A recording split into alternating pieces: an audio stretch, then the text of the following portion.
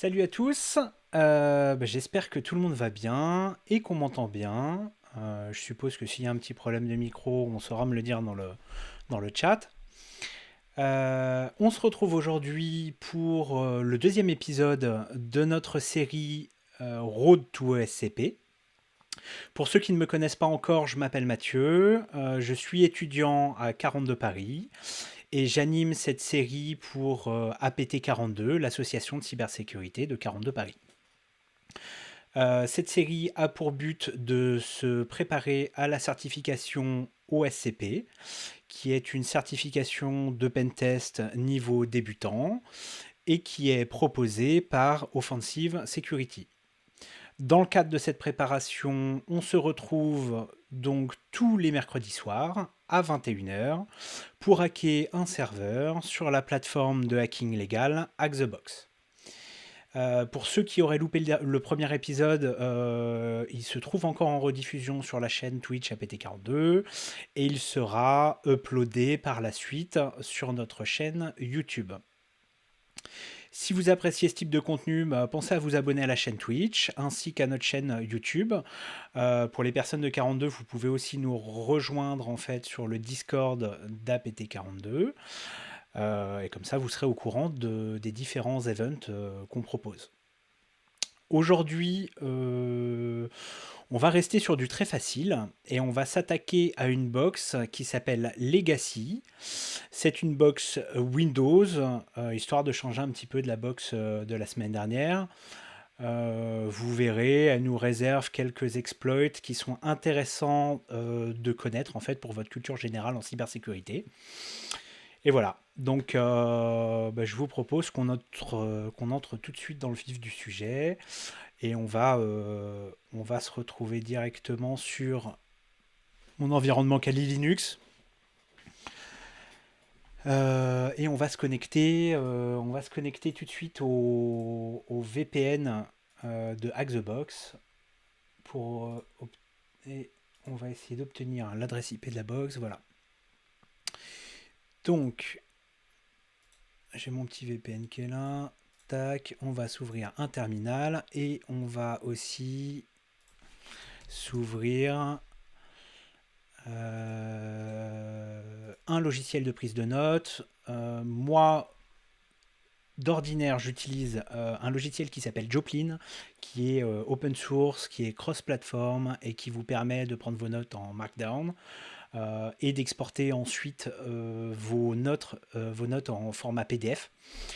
Et là, ce qu'on va faire, c'est que je ne l'ai pas installé sur ma Kali, donc on va utiliser Cherry Tree, qui est très bien aussi et qui permet de faire des petites arborescences de notes, donc c'est plutôt sympa.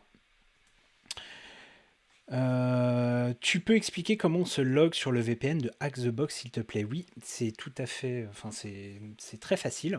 En fait, quand vous êtes inscrit à Hack the Box, vous allez aller en fait dans l'onglet Access et de Hack the Box de votre compte et vous allez pouvoir télécharger un fichier au VPN.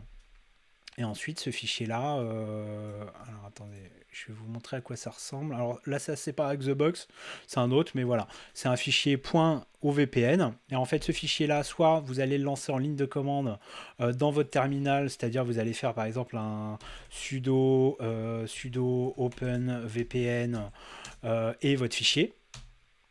Soit vous faites comme moi là, vous allez en haut à droite au niveau de vos connexions et en fait vous avez l'onglet VPN Connection et ensuite vous allez pouvoir configurer votre VPN là. Donc vous allez l'ajouter, vous allez ajouter votre VPN directement et faire un import du fichier que vous avez téléchargé de la plateforme Hack the Box. Voilà, donc là on est connecté sur Hack the Box, on voit mon IP sur le réseau qui est ici. Alors, comment on affiche sa propre adresse IP on pourra, je ferai un petit, on pourra peut-être envoyer les liens sur le Discord. Là, je vais pas le montrer, mais là, si je veux juste afficher mon adresse IP comme ça, je fais un hostname, host, ouais, voilà, hostname-grand i.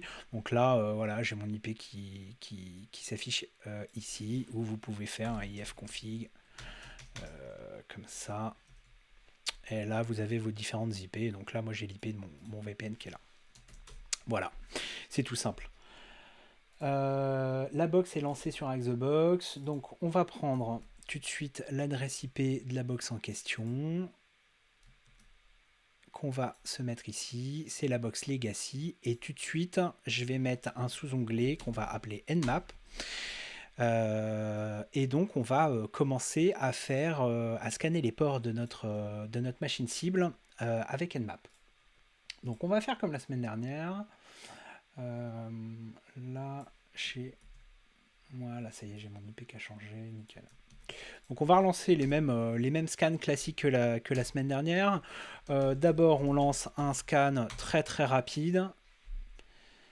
Ah oui, forcément, si je ne nous mets pas dans un petit répertoire, alors on va faire un mkdir-b, p, legacy nmap. Ah oui, il existe déjà.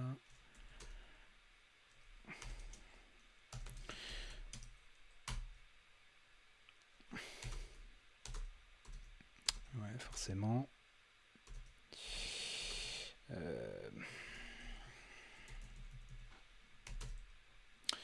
Voilà, donc mkdir-p legacy nmap et on se retrouve dans notre dossier, histoire que tout soit bien rangé. Je fais toujours un petit dossier nmap. Ok, et donc là maintenant, on va pouvoir lancer notre scan. Voilà, donc avec Nmap, toujours minrate 500 pour envoyer les paquets pas moins rapidement que 500 par seconde. T4 pour que ce soit très rapide. -F, c'est pareil, c'est très rapide. On enregistre le tout dans Nmap initial avec notre adresse IP. On filtre les ports qui sont ouverts et un -V pour verbose.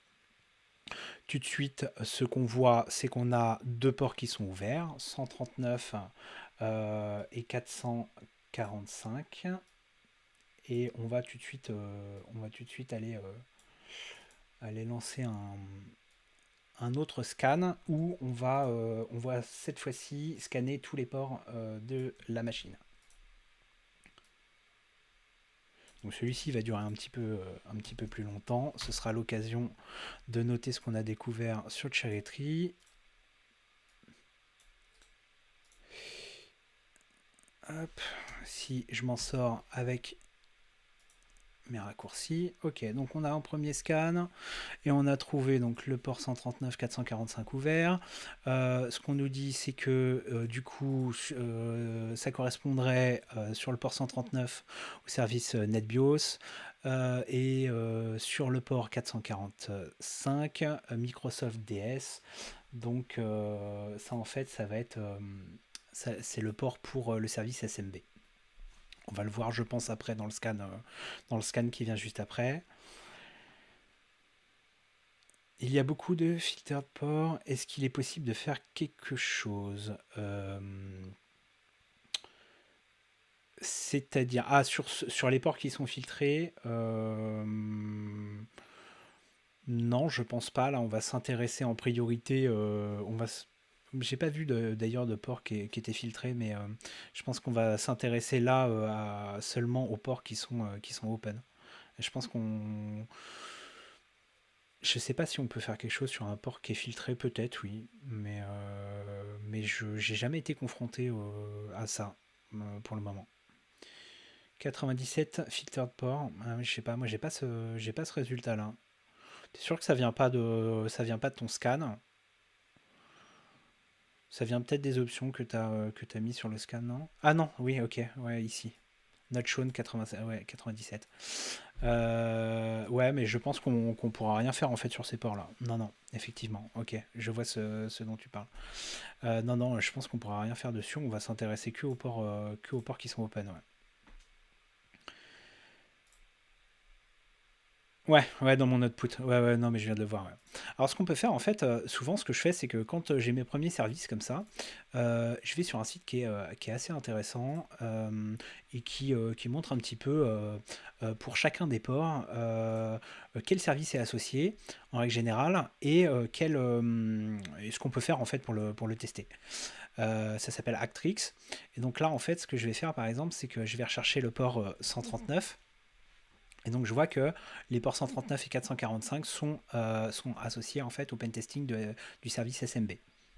Donc là, tout de suite, ça va être intéressant parce que je vais pouvoir avoir un petit topo directement de ce qui se passe sur le port 139. On voit que c'est associé à NetBIOS, que ça veut dire Network Basic Input Output System. Et donc, ça va me donner quelques informations. Et donc mon port 445, on voit qu'il est associé en fait au service SMB, Server Message Block. Et donc on va ici aussi avoir quelques petites informations. Et donc du coup, après, on va avoir aussi des informations sur comment tester ces ports, etc. Donc ça peut être intéressant de se mettre un petit marque-page là-dessus, un petit bookmark là-dessus. On a le résultat de notre scan de tous les ports. On voit que là, on a donc un port supplémentaire qui apparaît comme ouvert, le port 3389. On va se le noter, on va se le noter aussi. Et là, ce que je vais faire, c'est que je vais lancer tout de suite, comme la semaine dernière, un scan de vulnérabilité en fait sur les ports qu'on a découverts, soit le port 139, 445 et 3389. Donc on va le lancer tout de suite. Je rajoute donc notre petit copain qui est là dans nos notes Nmap. Ok. Et donc ici, est-ce qu'on en sait un petit peu plus sur nos services? Pas vraiment. Ce que nous dit Nmap, c'est que a priori, à 94% de chance, on serait sur une machine Windows. XP 2003, 2000, 2008, dans ces eaux-là. On voit qu'il nous a déjà run un script en fait au niveau de NetBIOS pour nous donner des informations supplémentaires. Et ici, on nous dit que l'OS serait peut-être Windows XP ou Windows 2000. Non, avec Windows 2000 Manager peut-être. On a le nom en fait de l'ordinateur qui est Legacy, c'est le nom de la box, donc tout ça c'est cohérent, et voilà. Donc tout ça c'est intéressant. Et on voit que notre scan de vulnérabilité vient de se finir et on a des résultats. Ce que je vais faire, c'est que tout de suite, je vais lancer un scan UDP et pendant qu'on analyse en fait un petit peu ce que nous a ressorti le scan de vulnérabilité.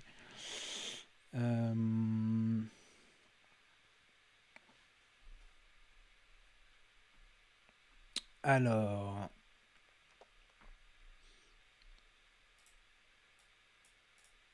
voilà. Donc là, on a notre scan Nmap avec les scripts de vulnérabilité qui nous a ressorti a priori 2 vulnérabilités. Donc on va se les noter aussi parce que je pense qu'on va partir de là quand on va commencer à exploit. Donc on va se mettre un petit sous-dossier vuln et on va se noter donc que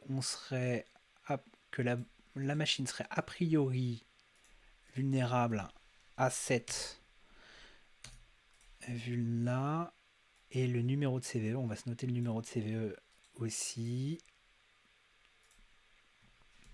Voilà, et donc la deuxième, elle est là. Celle-ci est très connue, on la verra tout à l'heure, je vous en parlerai un petit peu plus.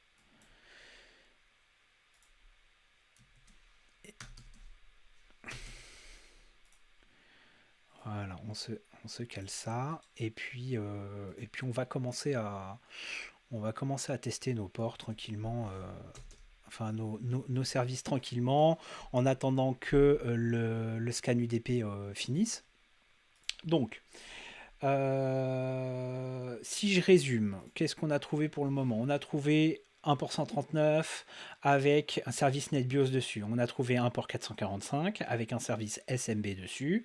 Et on a trouvé un port 3389 avec un service, alors ça c'est le service RDP dessus, donc Remote Desktop Protocol. C'est le contrôle à distance sur Windows. On a trouvé deux vulnérabilités que sont MS 08067 et MS 17010. Deux vulnes très très connues et qu'on va essayer d'exploiter. Ce qu'on va faire, c'est que tout de suite, on va prendre cette première vulnérabilité et on va la chercher sur Searchploit. Tac, donc Searchploit.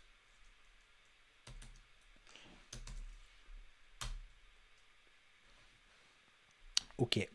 Donc là, tout de suite, on a trouvé quelque chose. Je ne sais pas si vous vous souvenez, la semaine dernière, je vous ai dit souvent quand il y a des modules Metasploit, c'est plutôt intéressant parce qu'en fait, ça veut dire que c'est une faille qui a été intégrée au frameworks Metasploit et donc potentiellement, c'est une faille qui fonctionne plutôt bien.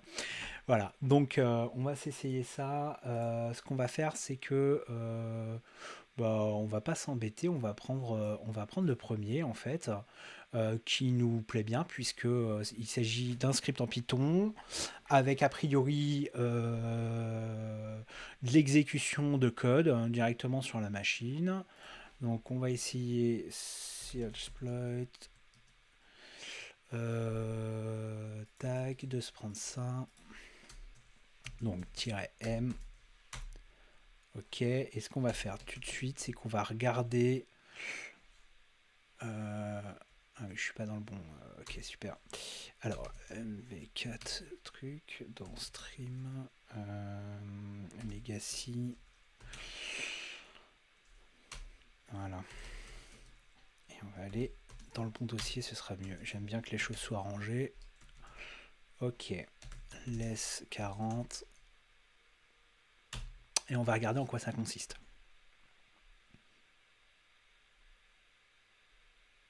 Ok. Donc, a priori, c'est... Ok, d'accord. Donc, a priori, c'est un exploit qui est en fait une modification d'un exploit qui existe déjà. Donc, on va aller regarder l'exploit qui existe déjà. Il move ça là-dedans, c'est dégueulasse. Hop. On va ouvrir ça là.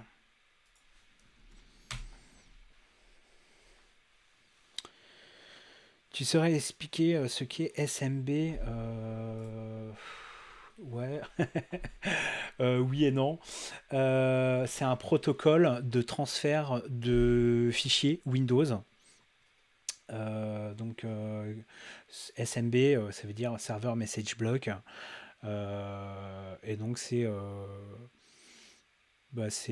un protocole d'échange de fichiers. Donc, après, je vous laisse regarder un petit peu dans Google en quoi ça consiste et comment on l'utilise. Mais si vous vous souvenez, on a déjà utilisé en fait ce protocole la semaine dernière. Dans SCP, tu n'as pas le droit d'utiliser Metasploit. Du coup, tu vas regarder en prio le reste. Oui, exactement. C'est-à-dire que vu que je n'ai pas le droit d'utiliser Metasploit, je vais essayer de regarder s'il y a des exploits en fait externes à Metasploit ou éventuellement de regarder ce qu'il y a dans le code du module Metasploit et puis l'adapter à notre sauce. Là, en l'occurrence, a priori, on a déjà un premier code qui existe et ce qu'on va essayer de faire, c'est de le faire fonctionner pour nous. On voit qu'ici, on a des instructions en fait. Ce qu'on peut faire peut-être, c'est aller regarder en quoi consiste cette CVE. Alors là, on a bien notre exploit qui est là. Ok, ça c'est l'exploit originel. D'accord. Ça c'est l'exploit originel et nous on a un dérivé de celui-ci a priori. Voilà, nous on est allé choper un dérivé de celui-ci. Ce qu'on va faire, c'est qu'on va essayer de regarder en quoi ça consiste. A priori, ça ressemble à un buffer overflow.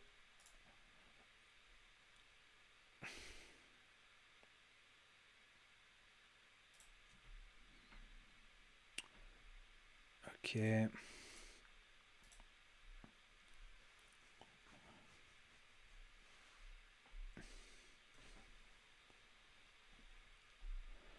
Voilà, donc ça, a priori, c'est une vulnérabilité qui concerne bien le type de Windows et de serveur qu'on a en face de nous. Donc déjà c'est pas mal. A priori, il y aurait même un petit script qui permettrait de... ça, à mon avis, c'est le script qu'on a run, ouais, vuln. Voilà, il nous dit que c'est vulnérable. Donc voilà, là, ça nous dit comment... Alors lui, il nous dit comment l'utiliser dans Metasploit, mais a priori, c'est quelque chose qui a l'air de bien fonctionner. Ok. Bon, bah on va regarder. Ok, donc make sure there is no snap up. Ok. Donc ce shellcode, il est fait. Donc, ok. Donc en fait, ce shellcode là, il est fait pour fonctionner sur le port 443 avec telle adresse IP. Ok. Du coup, il va falloir qu'on modifie ce shellcode. Ensuite, make sure there is enough snobs at the beginning for decoder OK to work. Donc en fait, c'est ça, NOP, qui est ici. Je rentre pas non plus dans le détail à fond de ce qu'est les batchars, etc., le buffer overflow et la construction du shellcode. Je pense que ce sera plus l'objet éventuellement d'un cours particulier ou d'un atelier en particulier. Là, on va juste l'exploiter. Si j'ai 2-3 infos, je vais vous les donner, mais voilà, on va pas rentrer dans le détail du pourquoi, du comment, des batchars, etc. Ce soir, quoi. Ce qu'on nous dit, c'est que donc le payload size c'est 380 bytes. Si les no-sleps are not included, ok. Il faut exit function thread. A priori, c'est obligatoire. Et là, en plus, ce qu'on nous dit, c'est on nous donne carrément en fait la commande qu'il faut faire pour générer donc notre shellcode qui est là. Donc c'est plutôt pas mal. Ce qu'on va faire, c'est que du coup, je vais sortir de là et du coup, vu qu'on va devoir modifier, je vais modifier dans Visual Code, enfin Visual Studio, ici, on va l'ouvrir ici, ce sera plus facile. Ok, donc ce qu'on nous dit, on prend cette commande-là, on met notre adresse IP, notre port d'écoute, etc. Et on génère notre shellcode. Ok, pas de souci. Donc, je prends ma commande et je génère. Donc on a vu sur le UDP, il n'a rien trouvé là, vite fait avant que j'efface. Enfin, j'ai vu que le scan de port UDP a rien trouvé. Je pense que c'est pas normal, il faudrait que je le rerun, parce que logiquement, quand on a ce type de service, on devrait avoir, je pense, on devrait avoir un port d'ouvert en UDP. On va revoir ça après, mais voilà. MSF Venom, qu'est-ce que c'est? Donc MSF Venom, en fait, ça va nous permettre de générer des payloads. Là, on va donc c'est un module en fait qui est rattaché à Metasploit. Mais qui compte pas comme Metasploit. Voilà, donc c'est pour ça que j'ai le droit d'utiliser. Ce qu'on va faire, c'est qu'on va générer, donc là, vous voyez, "-p Windows Shell.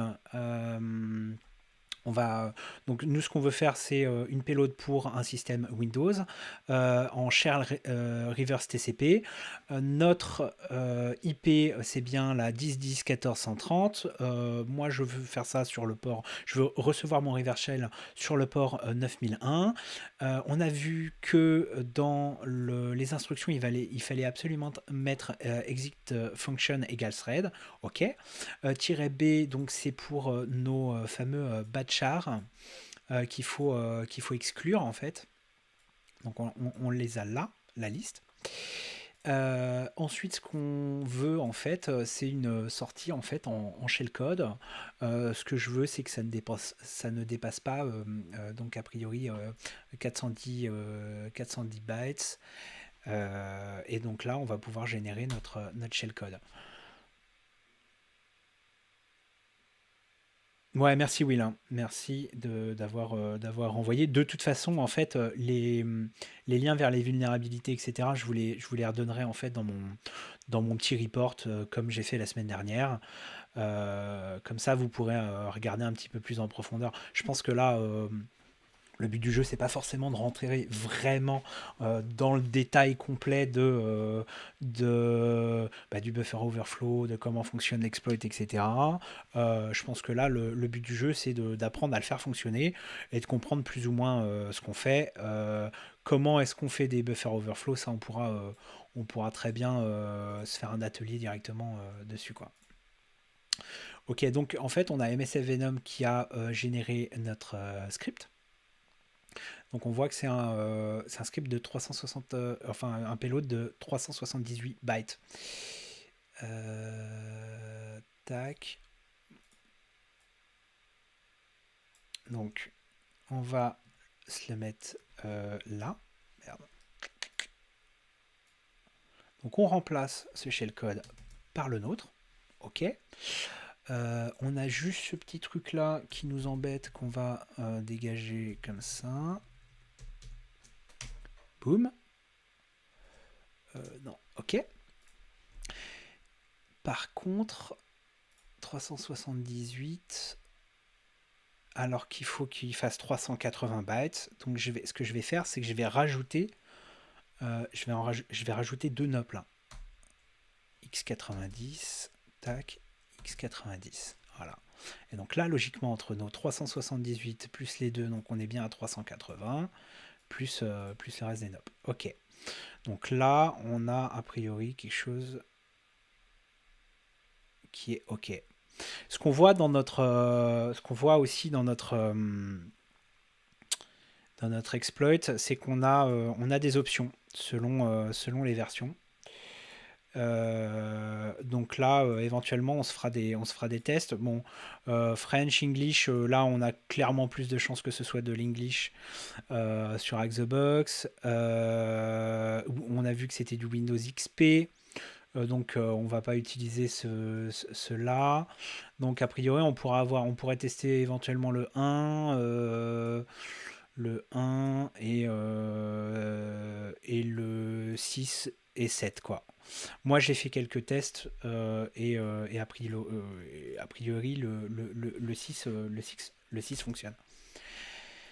Ok, donc maintenant qu'on a notre exploit, il faut le lancer.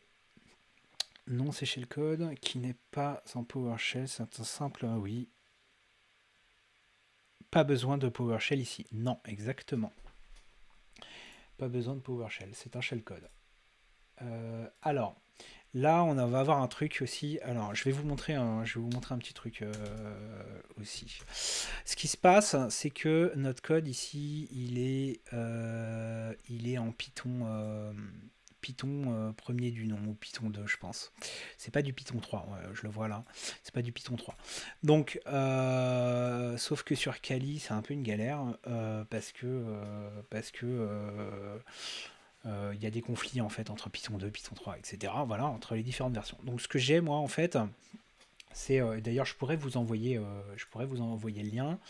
En fait, grâce à Docker, j'utilise en fait une image qui a déjà une bonne version de Python dedans. Donc dès que je retrouve en fait des vieux exploits, j'utilise cette image Docker pour pouvoir lancer mes exploits.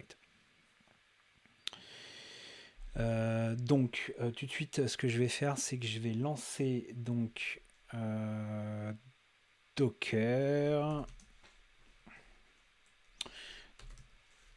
Voilà. Donc là, j'ai mon image Docker qui est là. Tac. Je vais mettre à la racine. Ok. Donc là, j'ai mon Docker avec la bonne version qui est prête. Ensuite, ici, ce que je vais faire, c'est que je vais... En fait, il faut que je copie mon exploit sur mon Docker. Donc, il me faut son numéro. Il est là. Et puis, il faut que je le copie, hein, Docker CP. Pour, pour les étudiants de 42, ça va vous... Voilà, hein, ça va vous parler Docker, hein, si vous avez fait FT Service, FT Server, voilà quoi. Vous savez, vous connaissez déjà toutes ces commandes. Donc là, je suis en train de copier donc mon script, et donc là on voit que mon script est bien là. Ok. Très bien. Du coup, maintenant, il va falloir, donc si mon script fonctionne, il va falloir que j'écoute avec un reverse shell. Donc, sudo, hop, tac, on lance notre listener. Et donc là, si notre exploit fonctionne, logiquement, on devrait recevoir notre reverse shell ici. Donc, ce qu'on peut faire, c'est l'essayer tout de suite. Alors, l'adresse IP de ma bécane, déjà, c'est ça.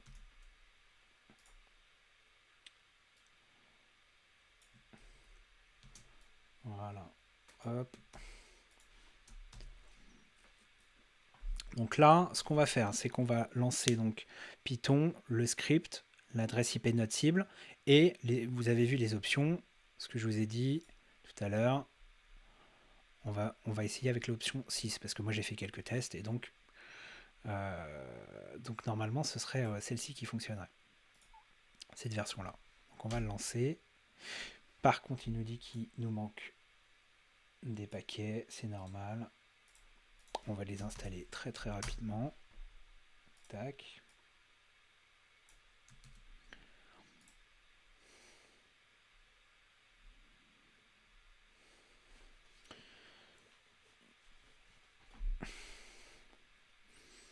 Ouais, FT Chetan, FT Service. Un peu, ouais. Ouais, c'est de la magie noire. Il marche le matin, il marche pas le soir, quoi. Mais bon, là, on utilise juste un petit conteneur, donc ça va. C'est tranquille. Ok, donc du coup c'est bon, nos packages sont installés. Hop, bah voilà. Vous voyez, je viens de lancer l'exploit et tout de suite on a une réponse ici. On a une réponse sur notre machine. Donc là, on est dans C Windows System. Donc là tout de suite, si je fais on va pas faire un dir dans System 32, mais si je vais à la racine et que je lance un dir ici, ok, super. Donc là, on est sur notre exploit a fonctionné. On a bien reçu notre reverse shell et on est sur la machine. Donc, ce qui serait pas mal, c'est qu'on aille chercher nos flags. Donc, voilà. Ou alors, au moins, qu'on sache qu'on ait un petit peu plus de... Ah oui. Système info. Qu'on ait un petit peu plus d'informations sur notre bécane. Donc, on s'était pas trompé. Hein. Hostname Legacy, Microsoft Windows XP professionnel avec le Service Pack 3. Donc, on a toutes les informations sur notre bécane qui sont là. Par contre, on ne sait pas qui on est. Donc là, ce qu'on peut faire, c'est un petit ou un my pour voir si on va avoir une privilege escalation à faire. Donc, who I am, who am I, il veut pas. Une autre manière d'essayer de savoir qui on est, c'est echo user domain, echo username pour récupérer en fait simplement les variables d'environnement et puis voir. Sauf que là, il nous le prend pas non plus. Donc on est embêté parce qu'on ne sait pas quel privilège on a. Ce qu'on pourrait éventuellement faire, c'est vérifier nos privilèges en lançant un PowerShell, sauf que il n'y a pas de PowerShell. Donc là,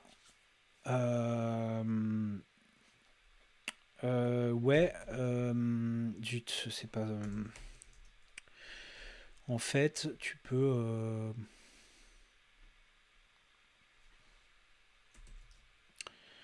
Là, l'env, en fait, on a justement essayé de lire, et a priori, on peut pas. Soit on peut pas lire, soit ça n'existe pas, soit, enfin voilà, on a un problème en fait avec notre environnement aussi. Donc, du coup, ce qu'on va essayer de faire, c'est... alors, il y a un truc qui est pas mal. Donc là, je vais dégager mon conteneur ici et je vais vous montrer un truc sur Kali. En fait, il y a des binaires Windows qui sont déjà installés ici sur Kali Linux. Et donc, ce qui est intéressant à faire, c'est trouver whoami.exe. Voilà. Et en fait, on s'aperçoit que donc on l'a et on va se le copier ici.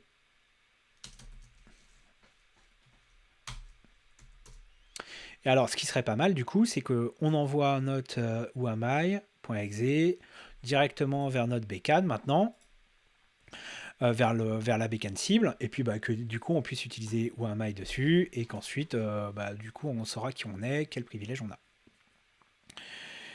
Tu vas exploiter les mises. Ouais, ok.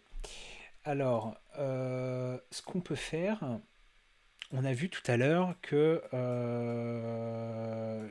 je vous ai parlé de SMB.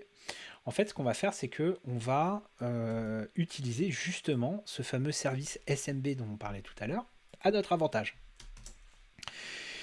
Donc là, ce que je vais faire, c'est que je vais run un script sur ma machine d'attaque qui va permettre de créer un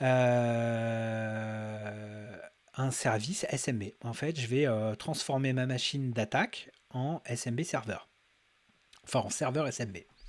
Et donc là, ce que je fais, c'est que je run un script de la suite Impacket. D'ailleurs, je vous encourage à aller regarder un petit peu ce qu'ils font sur GitHub. C'est juste génial.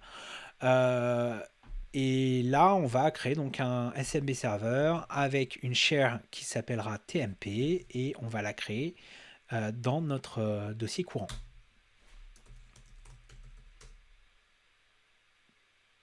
Ok, super. Du coup, si on veut vérifier que j'ai bien créé, je ne sais pas si vous vous souvenez, la semaine dernière, on avait utilisé pour se loguer à un SMB serveur, on avait utilisé une commande qui était SMB client avec l'IP et ensuite on se connectait à la share qu'on voulait. Donc c'est ce qu'on va faire. En fait là on va juste vérifier que notre serveur SMB il fonctionne bien et que je peux bien m'y connecter. Donc là on voit que je reçois bien ma connexion, pas de mot de passe et je suis sur mon SMB et j'ai bien mes dossiers qui sont là. Ok, j'exit, ce qui veut dire que maintenant de ma machine cible, je vais pouvoir venir piocher mes fichiers sur ma machine d'attaque. Donc le format pour faire ça, c'est celui-ci. Donc là, ce qu'on va faire en fait, quand on a ce format-là, c'est que ce qu'on va faire, c'est qu'on va aller piocher. Donc, on va se connecter au serveur SMB à l'adresse 10.10.14.130 dans la share TMP et aller en fait directement exécuter whoami.exe. L'avantage, c'est quoi de ce... et là, ce qui est vachement bien, c'est qu'en plus, on est à la fois dans du... Parce que SMB, c'est du partage de fichiers, mais là, en fait, vous allez voir ce qu'on va faire. Donc là, ce qui est trop bien, c'est que donc, ça a bien lancé whoami.exe. Qu'est-ce que je vois? Je suis NT Authority System, c'est root. Donc j'ai tous les droits sur la bécane. Et ce qui est vachement bien, c'est que du coup, là, si je fais un dir, il n'y a pas le fichier. Le fichier ne s'est pas transféré sur la machine cible. Donc du coup, vous avez exécuté un programme en allant le piocher sur votre machine d'attaque. Vous l'avez exécuté sur votre machine cible, mais en plus, vous n'avez pas laissé de fichier directement sur place.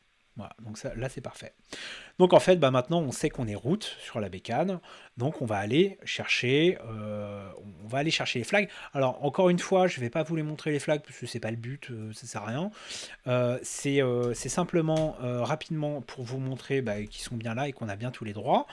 On va même pas aller chercher le user, on va aller chercher directement le administrator parce que ça va être pareil pour le user. CD desktop, dire, vous voyez, il est là, root, et juste, donc on va pas l'afficher, on va par exemple le copy, route.txt en coucou.txt. Et donc, on voit bien que j'ai réussi à copier notre route.txt. Donc, si je veux le lire, je peux le lire, il n'y a aucun souci. C'était pas plus simple avec un... si, bien sûr, c'est pareil. C'est pareil, mais bon, sachant que la semaine dernière, on a parlé de SMB, que cette fois-ci, on a parlé de SMB, je trouvais que c'était plutôt intéressant de le faire par SMB. Et en plus, la particularité, c'est justement que là, on n'a pas transféré de fichier, on a directement lancé en fait la commande. Non, pour afficher, c'est type. Comme ça. Je vais pas le faire là, mais c'est comme ça. Type. En fait, là, tout simplement, après sur Windows, ça c'est ta connaissance des commandes Windows, mais tu fais un help et puis bah, tu as tout ici. Hein. Tu as juste à lire. Et puis tu te sers de ce dont tu as besoin. Hein. Copy, type. Donc là, on a le type. Tu vois, hein. Display content of a text file. Voilà. Ok. Donc là, très bien, on a route notre machine et on a utilisé le premier exploit. Par contre, vous vous souvenez peut-être, mais on avait vu qu'il y avait deux vulnérabilités. Donc ce que je vous propose, c'est qu'on essaye de faire la deuxième vulnérabilité, parce qu'en plus, cette deuxième vulnérabilité, elle a une particularité, c'est qu'on en a énormément entendu parler dans le domaine de la cybersécu, et je vais vous dire pourquoi.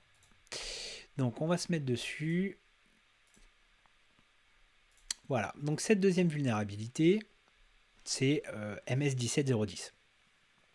En fait, c'est la vulnérabilité qui est à l'origine du virus WannaCry, qu'on a vu apparaître en fait en 2017. Je ne vais pas vous raconter tout l'historique de ce qui s'est passé, du pourquoi, du comment, mais quelques informations. En gros, c'est une vulnérabilité qui a été découverte par la NSA et qui a été utilisée par la NSA pendant plus de 5 ans. Et ensuite, en fait, ce qui s'est passé, c'est que la NSA s'est aperçue que cette vulnérabilité avait été divulguée et que donc, en fait, elle pouvait être leak sur Internet et utilisée. Et en fait, c'est ce qui s'est passé puisque Shadow Broker a leak cette vulnérabilité sur le net. Et donc cette vulne a été utilisée quelques mois plus tard pour le fameux WannaCry et puis tout plein d'exploits. Windows a sorti un patch 2 mois avant la sortie de WannaCry, mais voilà, tous les ordinateurs qui n'avaient pas été patchés, notamment dans des administrations américaines. Il y avait des ordinateurs, des postes de travail qui n'avaient pas été patchés depuis 2 ans. Tout est tombé. Enfin, c'était une grosse galère. Voilà. Donc cette vulnérabilité, c'est vraiment intéressant de... Enfin, si c'est des trucs qui vous intéressent, d'aller creuser, vous regardez un peu sur Wikipédia, vous pouvez aller voir sur Shadow Broker, etc. Un petit peu tout l'historique. Donc ce qu'on va faire ce soir, c'est qu'on va essayer de la mettre en pratique sur le serveur pour voir si du coup on arrive à être route dessus. Ah oui, ce serait bien de lire les questions à voix haute au cas où tu uploads. Oui, tu as raison, excuse-moi. Mais oui, c'est mon deuxième stream et j'ai pas encore tout à fait l'habitude de l'exercice. Euh, Chocolaté n'est peut-être pas installé sur les machines aussi anciennes. Je sais pas de quoi tu parles. Je suis désolé.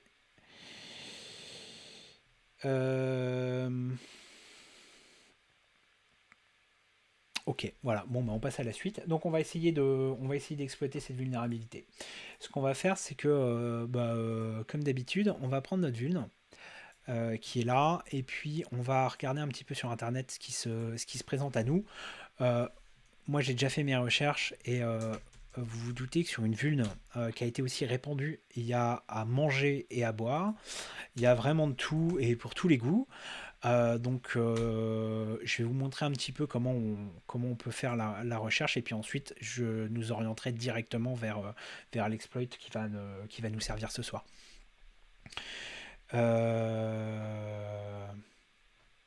Vous utilisez quoi comme shampoing de barbe? Ah, ça, on pourra en discuter et faire un atelier barbe si tu veux un jour.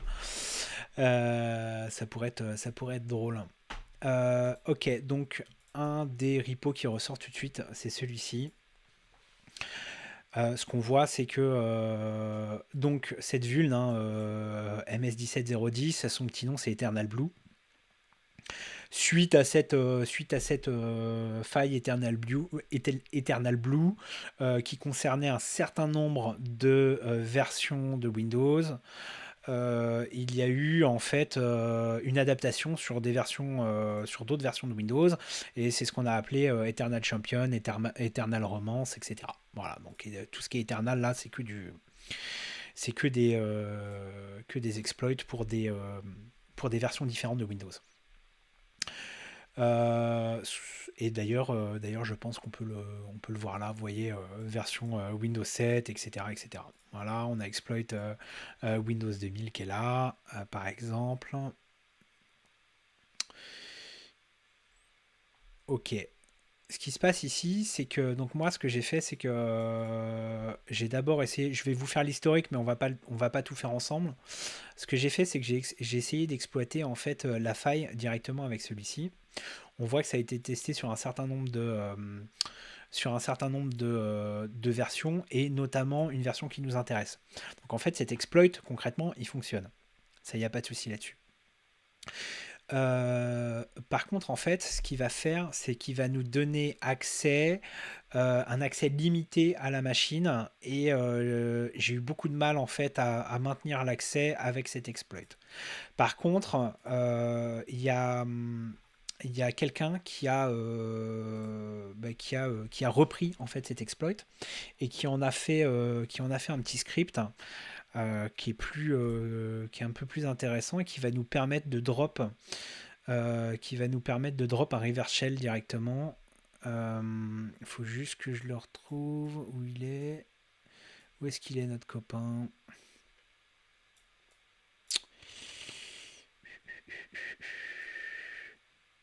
C'est pas grave, sinon je vais le prendre dans mes notes. Voilà.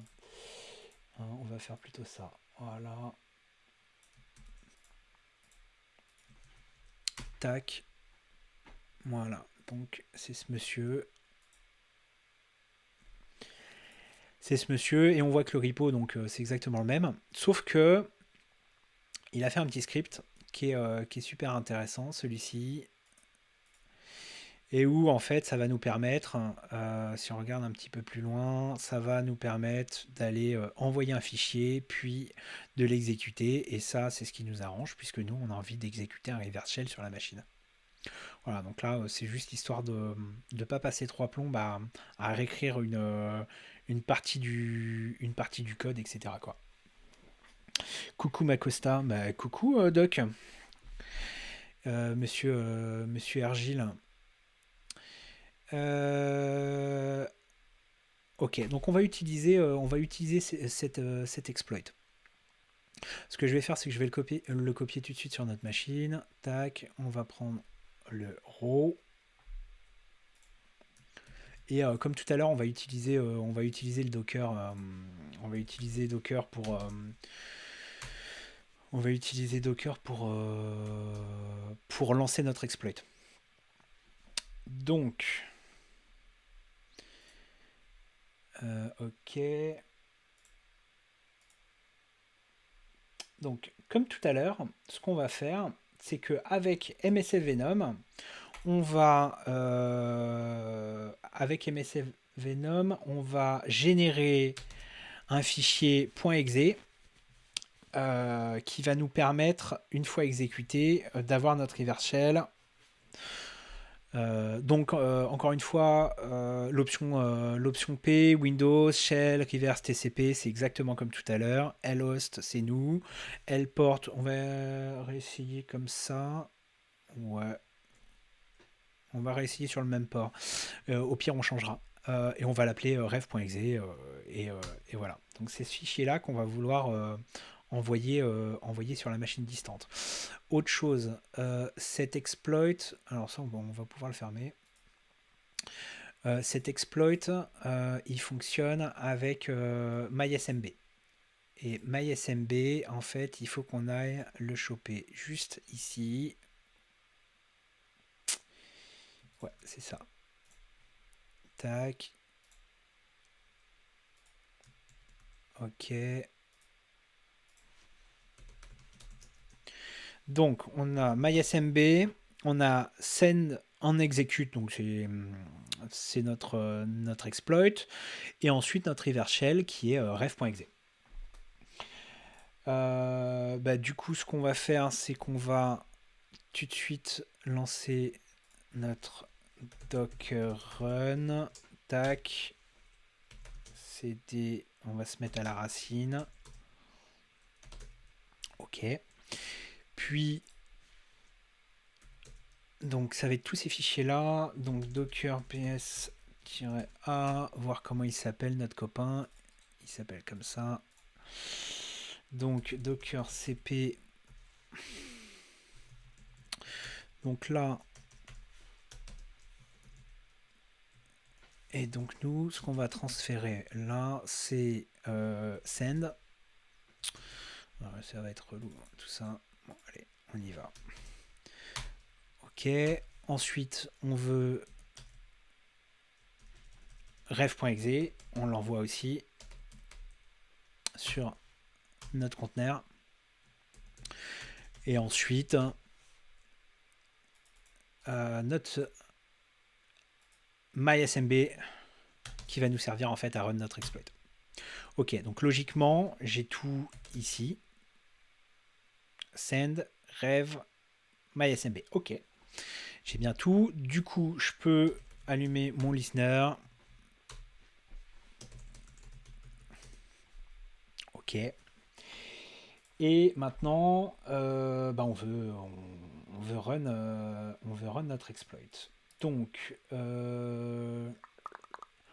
juste, je veux récupérer voilà, l'IP de ma cible.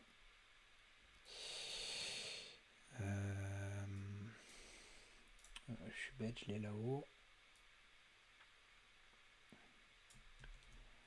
Ok.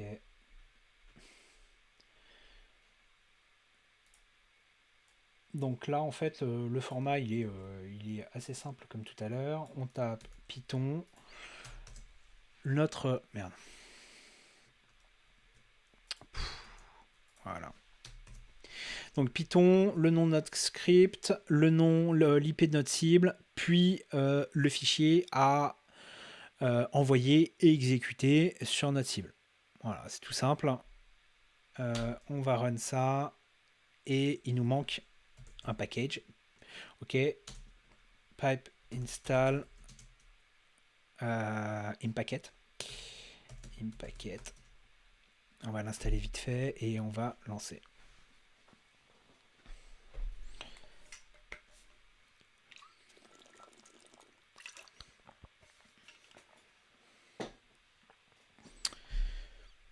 Ok. Et ben voilà. Et ensuite, on lance notre script. Nickel. On voit qu'on a bien récupéré notre reverse shell de l'autre côté. Et du coup, si je vais ici, un petit dire, on a bien tout ce qu'il nous faut. Même délire que tout à l'heure. Wamai fonctionne pas, mais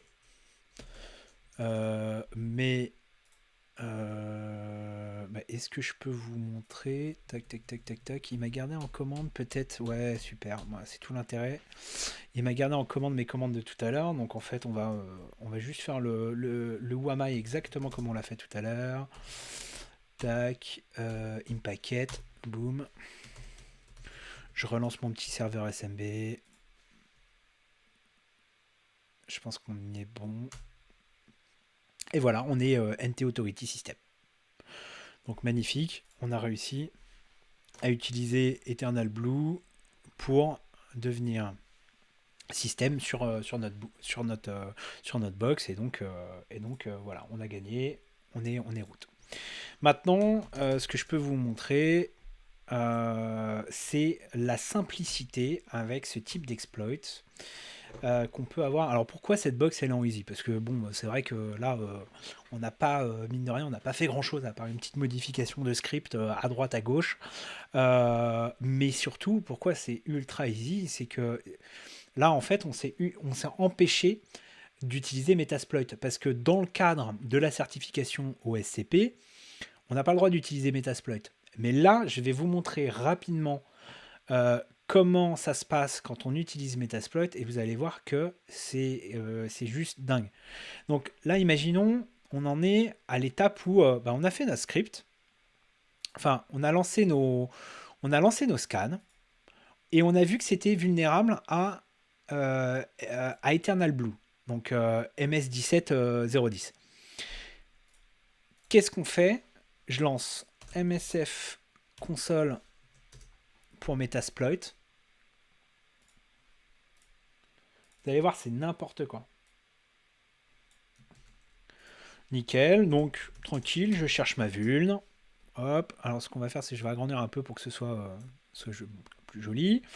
Use, donc nous, lequel on va utiliser celui-ci. Clac, Eternal Blue, Eternal Romance, Eternal Tout, en fait. Vous voyez, c'est celui-ci là. Il est magnifique. Clac. Donc, qu'est-ce qu'on a comme option à notre disposition? Ok, donc il faut renseigner le R-host. Donc, R-host, c'est notre IP de cible. 7, si, L-host. Ok, donc notre IP à nous, c'est 10, 10, 14, 130. Ce qu'on veut, c'est... je vais le laisser sur le... Allez, 7 L-port Elite. Simplement, je fais un... Ouais, on va exploit direct. Est-ce que je change la payload? Non, on s'en fout. Hein. Allez, au plus simple, exploit. Et là, merci. Sysinfo, on est sur la bécane. C'est n'importe quoi. Get UID. Ok. Et là, on n'a même pas besoin de s'embêter avec le who I am, etc. On a en fait un metteur-prêteur qui a été uploadé sur la bécane distante, qui nous a donné un reverse shell directement dans Metasploit. Et là, maintenant, c'est magnifique, parce que vous faites ce que vous voulez. Donc là, get system. Ok, on peut aller regarder les processus. Qu'est-ce qu'on va faire? On va aller se foutre dans un autre processus. Donc je vais migrer en fait le processus de mon metteur-prêteur que je vais aller foutre dans un autre processus, par exemple celui-ci, spool. Hop, je suis allé migrer tranquillement là-bas, histoire d'avoir de la persistance. Qu'est-ce qu'on peut faire maintenant? Hdump. Ah tiens, on a les crêtes de administrator, guest, on a des hashes, mais après, avec une bécane derrière, vous craquez les hashes, ça vous donne des informations sur l'infrastructure. Qu'est-ce qu'on peut faire? On peut faire un petit netstat. Qu'est-ce que j'ai ici? Je communique avec qui? Comment? Sur quel port? Si là, je suis dans un réseau, pas de souci, je peux pivoter, et à partir de cette bécane-là, je vais aller attaquer une autre machine du réseau. Qu'est-ce que je peux faire? Je peux même... Donc en fait, là, tout simplement, vous êtes dans Metasploit, boom, help, et là, on a toutes les commandes, c'est du n'importe quoi. Donc là, vous voyez, on peut faire tout ce qu'on veut. Voilà, donc là, il y a quelques scripts qui peuvent être run. Qu'est-ce qu'on a comme scripts qui pourraient être drôles? Alors, attendez, voilà, j'en avais 2-3 sous le coude là. Ouais, ok, dans les plus connus, par exemple, un truc qui est pas mal, c'est une fois que vous êtes sur la bécane, vous avez envie de savoir, par exemple, si vous êtes dans un conteneur ou pas. Est-ce que vous êtes dans une machine virtuelle ou est-ce que vous êtes directement dessus? C'est débile Metasploit quand même. Oui et non. C'est-à-dire que, en fait, à partir du moment où tu l'utilises de la même manière que ce soir, c'est-à-dire, tu as compris ce qui se passait, tu compris ce qui se passait derrière cet exploit, enfin plus ou moins, tu sais, tu sais prendre un exploit, le modifier, arriver sur la bécane, etc. Voilà. Bon, bah, tu utilises Metasploit. Au contraire, si toi, tu as déjà la connaissance technique derrière, juste ça sert à rien de réinventer et de se faire chier tout le temps. Tu vas utiliser un outil qui est puissant, qui va te donner des accès qui sont puissants et qui va te faire gagner du temps. Et en fait, à partir du moment où tu es un professionnel de la cybersécurité, euh, bah, t'as pas de temps à perdre. Souvent, tu vas te retrouver, par exemple, sur une phase de pentest en entreprise, ça va être quoi 15 jours. En 15 jours, il faut que tu aies évalué tout un réseau d'entreprises. Bon, bah, peut-être que si tu sais que, bah, typiquement ce soir, bon, maintenant, ce serait rare quand même, enfin, j'espère en 2021 que tu tombes pas sur une faille éternelle. Mais imagine, tu es, en entreprise et tu tombes sur une faille éternelle, tu vas pas perdre du temps à aller fouiller les petits scripts que je vous ai montrés tout à l'heure, à modifier ton shellcode, etc. Ça sert à rien. Tu sais que Metasploit, en 3 secondes, tu es dessus et que tu peux drop toutes les creds. Bon, bah, faut l'utiliser. On a des outils qui sont à notre disposition. Voilà. Maintenant, pourquoi je l'utilise pas dans enfin, normalement dans cette série de stream, c'est que lors de l'OSCP, c'est interdit. C'est interdit justement parce que ce qu'ils veulent, c'est que les personnes qui passent l'OSCP aillent chercher derrière, aillent vérifier les scripts, aillent modifier et comprendre ce qu'il y a derrière. Voilà. Mais à partir du moment où tu es un professionnel de la cybersécurité, utilise tous les outils qui sont à ta disposition. Au contraire. Ah, je suis d'accord, pour apprendre, c'est nul. Là, typiquement, on n'a rien appris, hein. Enfin, avec Metasploit, on n'a rien appris, quoi. Et c'est pour ça que je le fais à la fin aussi. Parce que voilà, vous avez vu ce que ça donnait de le faire à la main.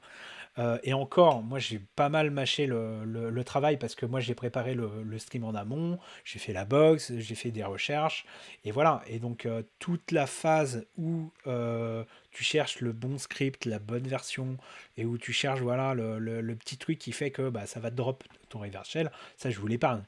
Euh, mais oui, c'est sûr que Metasploit direct, on n'aurait rien appris du tout, quoi.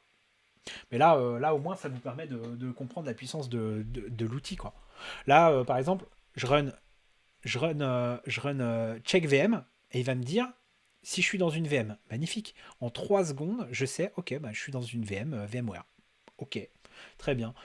Qu'est-ce qu'on a On a des. Enfin, là maintenant, une fois que vous avez un metteur-prêteur, vous faites ce que vous voulez. Là, je lance get countermeasure. Get countermeasure, qu'est-ce que ça fait? Ça va aller checker les configurations firewall, antivirus, etc. Magnifique. Vous voyez? Donc là il a essayé de kill l'AV, enfin l'antivirus. Enfin, voilà. Qu'est-ce qu'on peut faire enfin, vraiment, on peut faire des trucs très drôles là. Ouais, si, on a ça aussi. On a Run, Win et Num. Ouais, c'est ça. C'est Run, Win et Num. Il va bien? Ouais, là. Il lag un peu.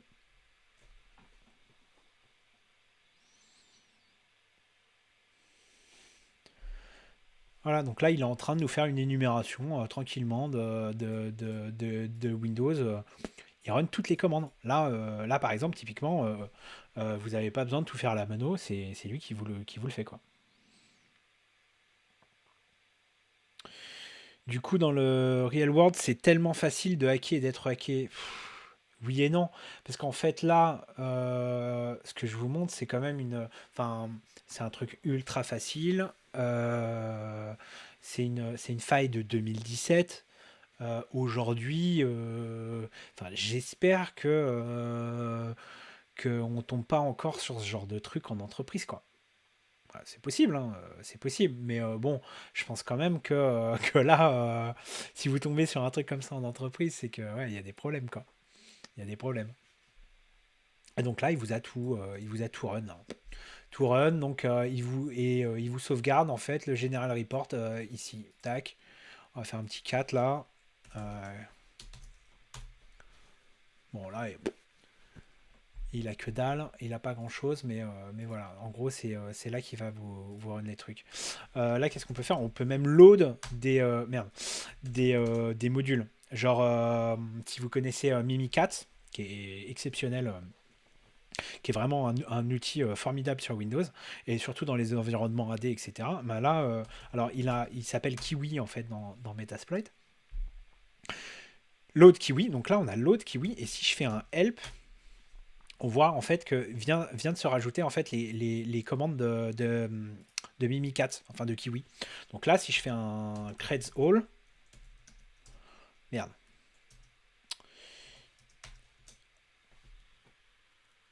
Bon, là il a rien à ressortir, mais il a rien à ressortir, tant pis.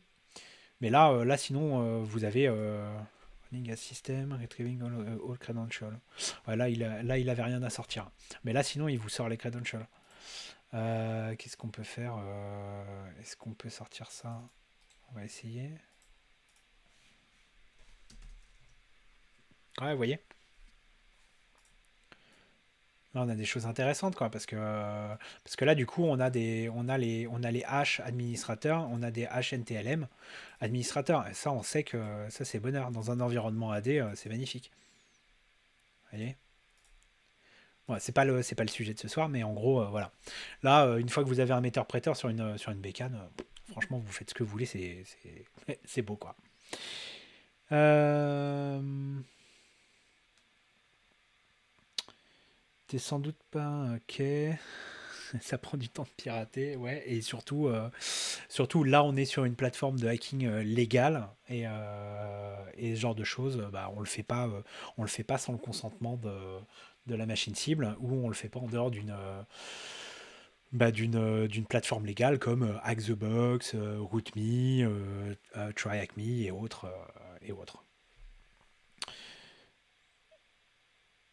Rien que le scan aurait été plus tard dans le real world, oui et non. En vrai, enfin, alors oui, là, on a fait des scans un peu bourrins, mais en vrai, tu fais quasiment les mêmes, mais en mode un peu plus doux. Je pense que t'obtiens quand même quelques informations. Euh,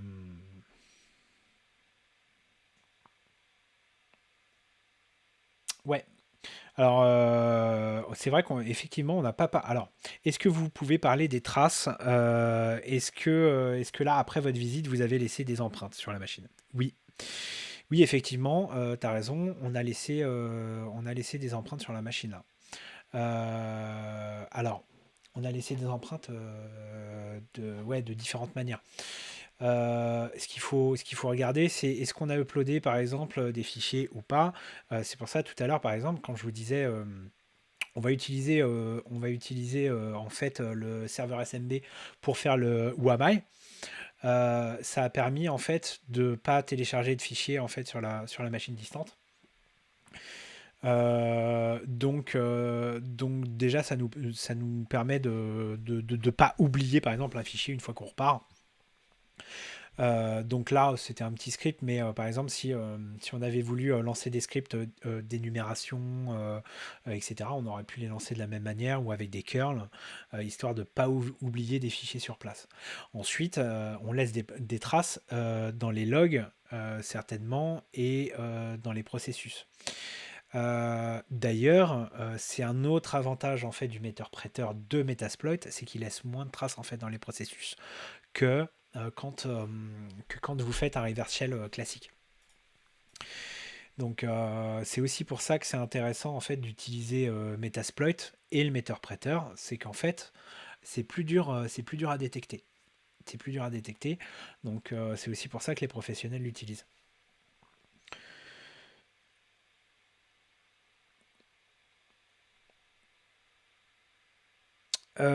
On peut pas faire de Nmap dans le real world. Bah, tu peux, mais faut pas. En fait, t'as pas le droit.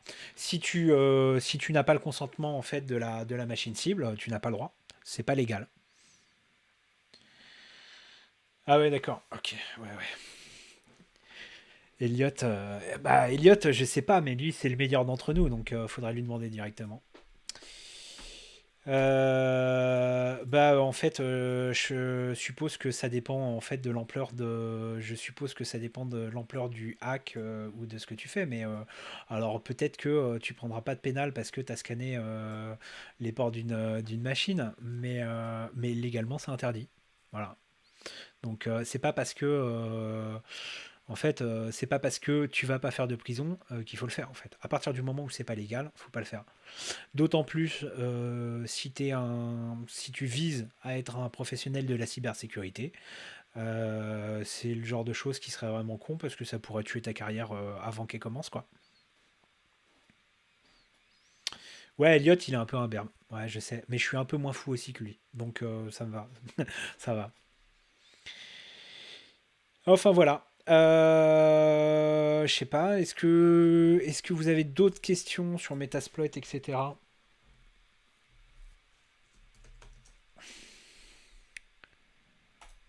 Donc on va sortir de là. Alors ouais, là je vous ai fait sur Metasploit la version Eternal Blue. Ça va sans dire, hein, la version le premier exploit, il existe aussi. Bon, on peut le faire vite fait là, avant de terminer le stream. On peut finir là-dessus, juste histoire de rigoler. Donc, bah, encore pareil, hein, tac, ultra facile. On search. Donc ça, si vous vous souvenez, c'était notre premier exploit. Donc use 0. Qu'est-ce qu'on a comme options? Donc set air host. Donc c'est 10.129. Il me sort pas mon adresse IP depuis tout à l'heure. Ça me saoule ça. Donc 10.129.28.216. Ok. Set Lport. Ouais, on va le laisser comme ça. Set Lhost, c'est nous. 10, 10, 14, 130. Ok, on a tout ce qu'il nous faut. Ouais, bah, ouais. On va essayer comme ça. Peut-être que je changerai la payload. En fait, ici, parfois, c'est intéressant parce qu'en plus, nous, on sait quelle architecture on a au niveau du Windows. Donc, parfois, c'est intéressant en fait de préciser ici pour que votre exploit soit plus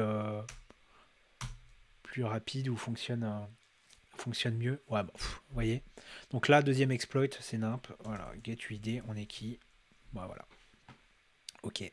Vous avez compris, vous avez compris un peu la puissance de Metasploit, c'est malade. Voilà. Maintenant, bah, quand je pourrai, en fin de stream, je vais vous montrer un petit peu ce qu'on peut faire sur les bécanes avec Metasploit. On essaiera de réutiliser en fait bah, les différentes vulnérabilités qu'on a vues auparavant et de les utiliser dans Metasploit. Maintenant, le but du jeu quand même pour nous, dans le cadre d'une préparation au SCP, c'est tout faire à la mano. Donc voilà.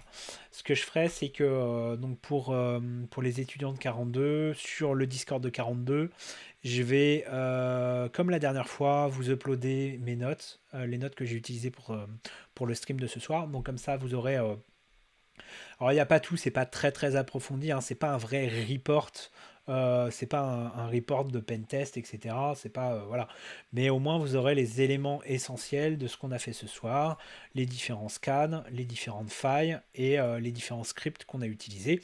Puis ensuite, à vous d'aller creuser un petit peu. Si vous avez envie de découvrir un petit peu plus sur l'historique, par exemple, de la faille Eternal Blue, ça peut être intéressant. De tout ce qui se passe autour de Shadow Broker et tout ça et des différentes utilisations de File 0D de la NSA.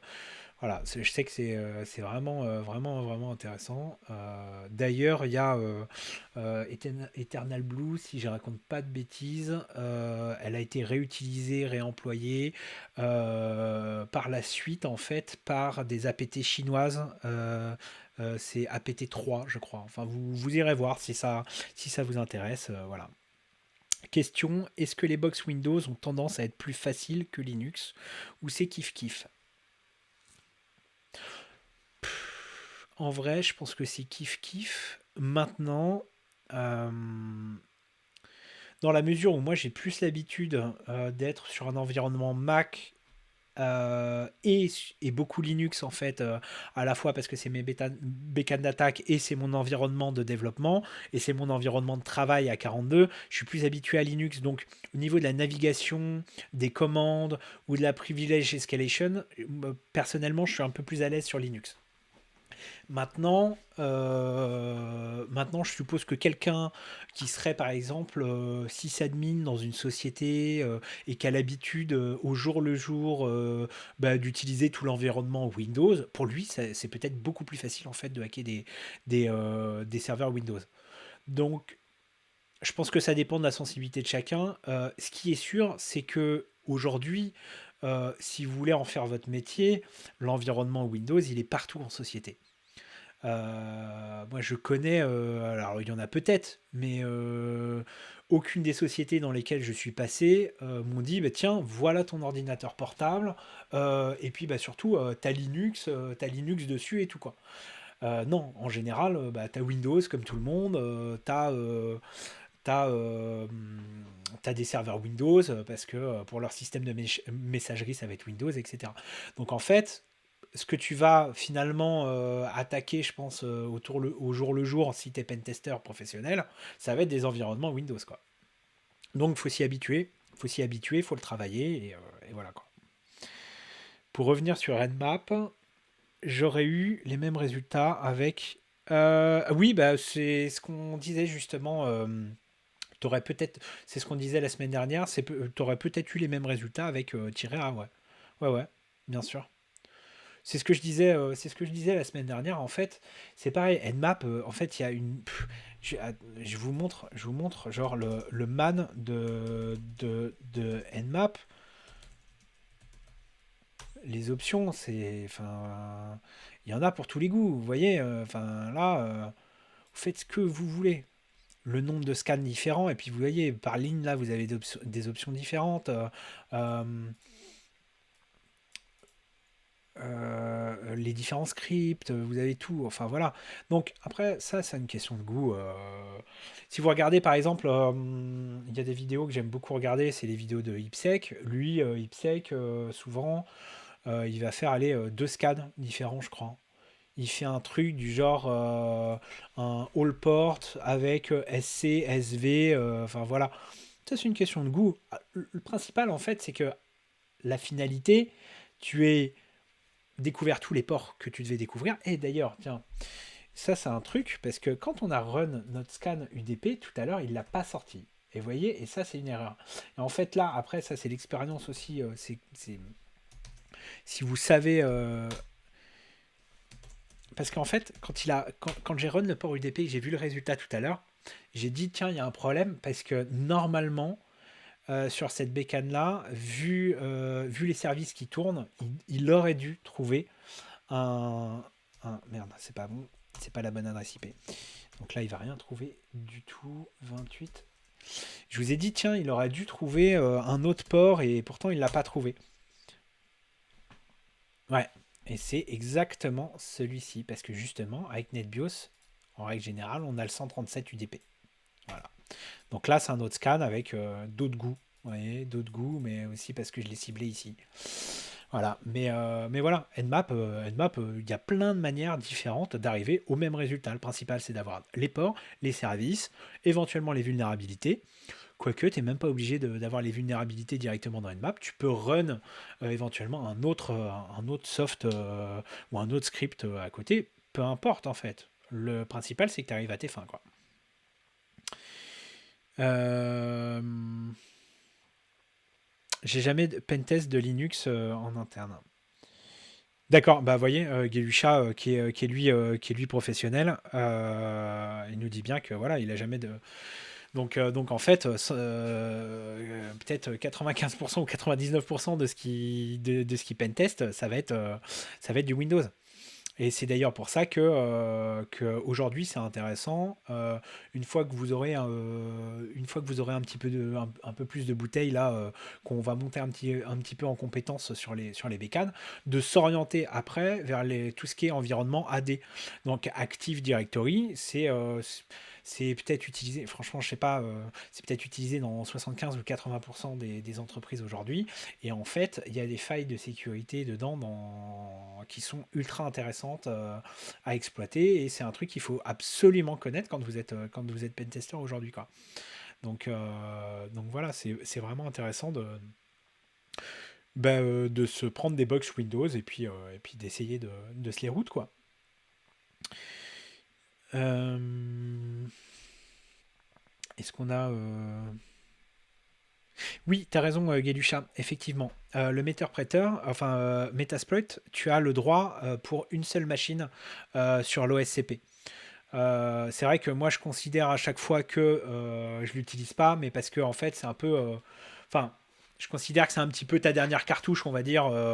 Si, je sais pas, si tu as passé plusieurs heures à essayer de faire fonctionner un script, qui te manque, il te manque la petite touche, il te manque le truc, et puis c'est la bécane qui va te faire avoir ton examen, qui va te donner les points. Bon bah là voilà, tu vas prendre ton shot Meter-Prêteur. Metasploit quoi. Mais je préfère en fait, je préfère entre guillemets l'oublier et me dire ok, je me concentre, je fais full sans Metasploit et puis comme ça, moi je suis habitué à bosser sans et puis voilà quoi. Puis au moins quand je fais les streams avec vous, je peux l'utiliser un petit peu, je regarde, voilà quoi.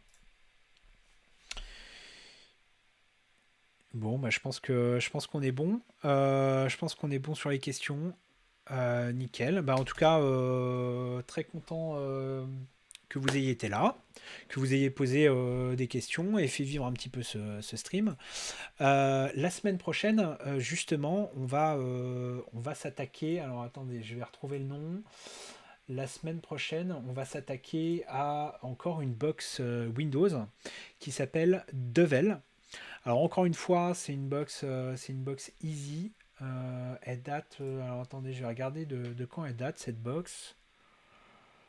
Infocard. Ouais, ok. Donc c'est une box de 2017. C'est pareil, elle est très facile. Et donc on s'attaquera à ça mercredi prochain, 21h. Entre-temps, donc ce replay sera disponible si vous voulez le partager ou si vous voulez le revoir et puis vous attaquez vous-même à la machine. Et puis voilà. Et puis ensuite, tous les lives sont uploadés sur notre nouvelle chaîne YouTube, APT42. Et puis pour tous les étudiants de 42, si vous avez la moindre question, des suggestions, voire des choses éventuellement pour améliorer le stream ou des idées pour les futurs streams, n'hésitez pas à m'envoyer un petit message sur Discord ou sur Slack. Et puis voilà. Et du coup sur ce, bah, je vais vous dire à mercredi prochain, 21h pour une nouvelle box. Voilà, je vous souhaite une bonne soirée à tous. Ciao.